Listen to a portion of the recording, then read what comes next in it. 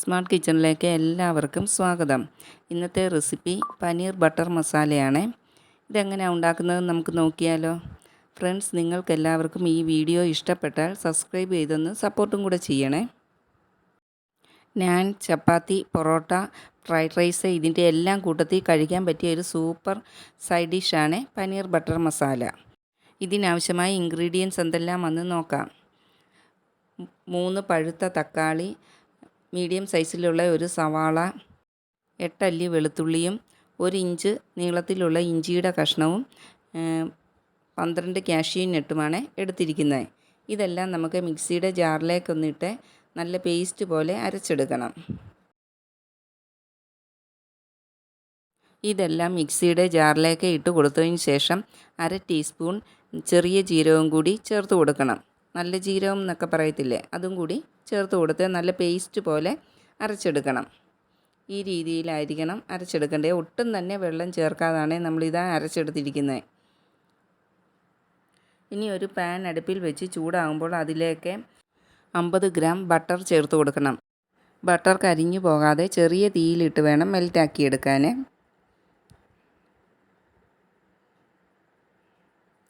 ഇതൊന്ന് നല്ലവണ്ണം മെൽറ്റായി വരുമ്പോൾ അതിലേക്ക് ബേ ലീഫിൻ്റെ 2 കഷ്ണം ഇട്ട് കൊടുക്കാം.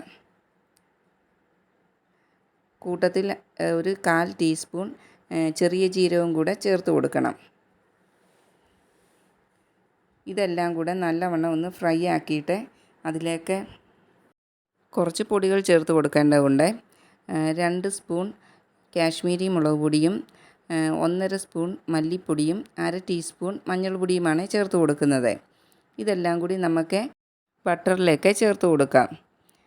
ചെറിയ സിമ്മിലിട്ട് ഒട്ടും തന്നെ കരിഞ്ഞു പോകാതെ ഇതേ വഴറ്റിയെടുക്കണം.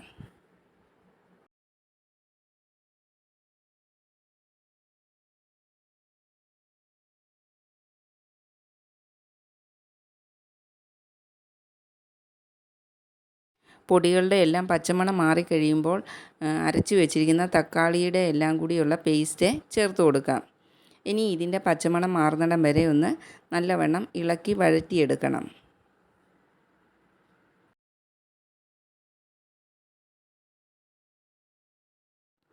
പച്ചമണമൊക്കെ മാറിയ ഈ കൂട്ടിലേക്ക് മിക്സി കഴുകിയ കുറച്ച് വെള്ളം കൂടി ചേർത്ത് കൊടുക്കണം. 1 കപ്പ് വെള്ളത്തോളം ഏകദേശം ചേർത്ത് കൊടുക്കണേ. ഇതെല്ലാം കൂടി നല്ലവണ്ണം ഇളക്കി ഒന്ന് മിക്സാക്കി എടുക്കണം. എല്ലാം മിക്സാക്കിയിട്ട് കറിയിലേക്ക് ആവശ്യത്തിനുള്ള ഉപ്പും കൂടി ചേർത്ത് കൊടുക്കാം. അടുത്തതായിട്ട് ചേർത്ത് കൊടുക്കുന്നത് കസ്തൂരി മേത്തിയാണ്. ഇതേ ഒരു കാരണവശാലും നിങ്ങൾ സ്കിപ്പ് ചെയ്യരുത്. ഇതേ 1 സ്പൂൺ കൈകൊണ്ട് പൊടിച്ച് ഇതിലേക്ക് ചേർത്ത് കൊടുക്കണം. എന്നിട്ട് എല്ലാം കൂടി ഒന്ന് മിക്സാക്കി എടുക്കണം.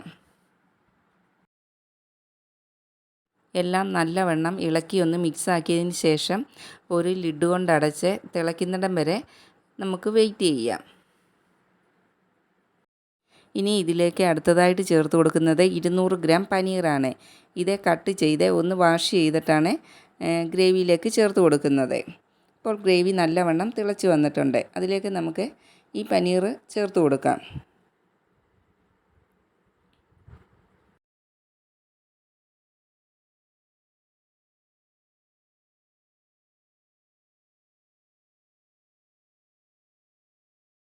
പനീർ ഇട്ട് കൊടുത്തതിന് ശേഷം അതിലേക്ക് 1 ടീസ്പൂൺ ഗരം മസാലയും കൂടെ ചേർത്ത് കൊടുക്കണം.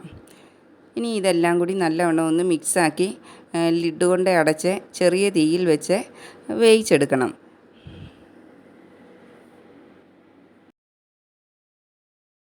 5 മുതൽ 7 മിനിറ്റ് വരെയാണ് ഇത് വേവിച്ചെടുക്കേണ്ടത്. നമുക്ക് ഇത് ഒരു 5-6 മിനിറ്റ് കഴിയുമ്പോൾ ഒന്ന് തുറന്ന് നോക്കാം. ഇപ്പം നല്ലവണ്ണം തിളച്ച് ചാറൊക്കെ ഒന്ന് വന്നിട്ടുണ്ട്. ഇനി നമുക്ക് ഇതിനകത്ത് കിടക്കുന്ന ഈ ബേ ലീഫ് അങ്ങ് എടുത്ത് മാറ്റിയേക്കാം. ഇനി ഇതിലേക്ക് അടുത്തതായിട്ട് നമ്മൾ ചേർത്ത് കൊടുക്കുന്നത് ഫ്രഷ് ക്രീമാണ്. 1/4 കപ്പ് ഫ്രഷ് ക്രീമും കൂടെ ചേർത്ത് കൊടുക്കണം. ഇത് നിങ്ങൾ സ്കിപ്പ് ചെയ്യാതെ തന്നെ ചേർത്ത് കൊടുക്കണേ. ഇനി ഇതെല്ലാം നമുക്ക് ഒരു തവി കൊണ്ട് നല്ലവണ്ണം മിക്സാക്കി എടുത്തിട്ട് വരാമേ. നിങ്ങൾ ഇതുപോലെ പനീർ ബട്ടർ മസാലയൊന്ന് ചെയ്ത് നോക്കുന്നേ, നല്ല ടേസ്റ്റാണ് ഇത് കഴിക്കാനായിട്ട്. അതുപോലെ കുട്ടികൾക്കൊക്കെ വളരെ ഇഷ്ടപ്പെടുകയും ചെയ്യും.